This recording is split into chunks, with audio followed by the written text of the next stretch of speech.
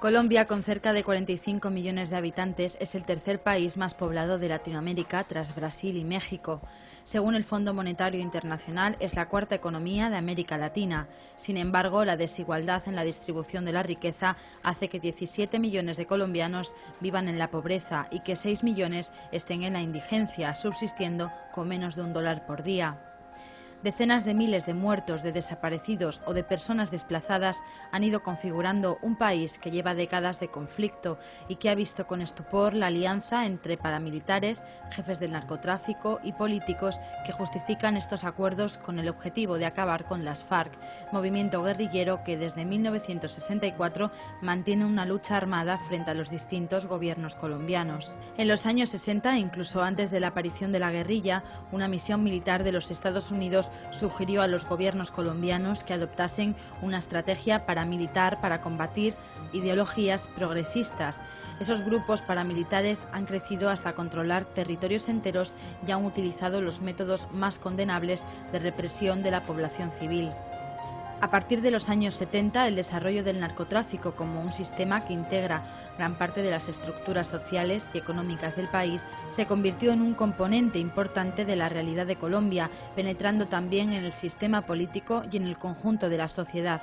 Esta situación ha propiciado que a finales de la década de los años 70 y primera mitad de los 80 la inversión extranjera en Colombia creciese más de 10 veces, pasando de 65 a 670 millones y de ahí a 10.085 millones de dólares en el año 2005. Y fue así como grandes empresas transnacionales, Nestlé, Drummond, Monsanto, BP, Repsol, Coca-Cola y OXY, entre medio millar más, encontraron el caldo de cultivo perfecto para llevar a cabo una política laboral basada en la falta de los más mínimos derechos sindicales y en una represión feroz que no dudan en llevar hasta el último extremo. En 1996, un informe de la Embajada de los Estados Unidos afirmaba: la guerrilla ha minado la confianza de los inversionistas. Esto determinó una nueva política por parte del gobierno colombiano, que se caracteriza por el afán de generar seguridad, confianza y estabilidad para las inversiones extranjeras. El Estado se puso entonces al servicio de las transnacionales, otorgó enormes ventajas a los inversionistas y recortó los derechos de los trabajadores. En estos años, un estudio del Banco Mundial afirmaba que el monto calculado de la corrupción estatal en Colombia llegaba a 2.800 millones de dólares anuales. Por otra parte, se aprobaron leyes que arrebataban a los trabajadores casi todos sus derechos conquistados a lo largo de décadas, llegando a formas de semiesclavitud. El 32% no tiene contrato, el 60% son irregulares y el 44% no tiene ningún tipo de seguridad social. Coca-Cola, que en la mayoría de los países del mundo es simplemente una bebida refrescante, en Colombia ha despedido a más de 10.000 trabajadores que han sido reemplazados por mano de obra temporal. Además, 7 trabajadores de Coca-Cola han sido asesinados, 3 de ellos en plena negociación colectiva, 2 han desaparecido, 48 han sido desplazados y 2 exiliados. Y en muchos casos los escoltas personales de directivos de la empresa han sido utilizados para agredir a la organización sindical. Si hubiera que elegir a una empresa especialmente implicada en este drama de muerte, tal vez la más significativa sea OXY. Esta corporación es beneficiaria directa de asistencia militar y posee pistas de aterrizaje propias que son utilizadas por los operativos militares.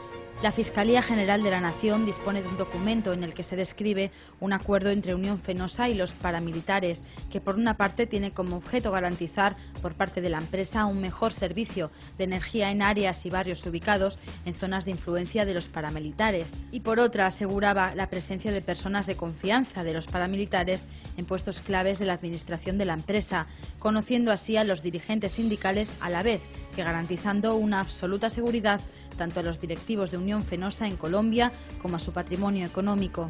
Con la elección de Álvaro Uribe Vélez en 2002, el conflicto se extendió a una franja importante de la sociedad civil que se vio obligada a asumir una solución militar al conflicto. Pese a todos estos datos, en el país existe una gran conciencia de clase. Pero ser sindicalista en Colombia no resulta fácil. Según distintas fuentes, en los últimos 20 años han muerto asesinados entre 2.000 y 4.000 sindicalistas y han desaparecido más de 138. En el año 2009 han sido asesinados 37 dirigentes sindicales. En más del 90% de los casos, los responsables no han sido puestos a disposición judicial. Amnistía Internacional considera que la crisis de derechos humanos a que se enfrentan las personas que desarrollan actividades sindicales es muy grave, ya que se aplica una estrategia militar-paramilitar coordinada que tiene por objeto menoscabar el trabajo de estas personas. Centrales sindicales, instituciones y movimientos sociales de todo el mundo muestran su solidaridad con los sindicatos colombianos, pero esas muestras de apoyo apenas sí tienen cobertura en los medios informativos que silencian lo que está ocurriendo con el movimiento sindical colombiano.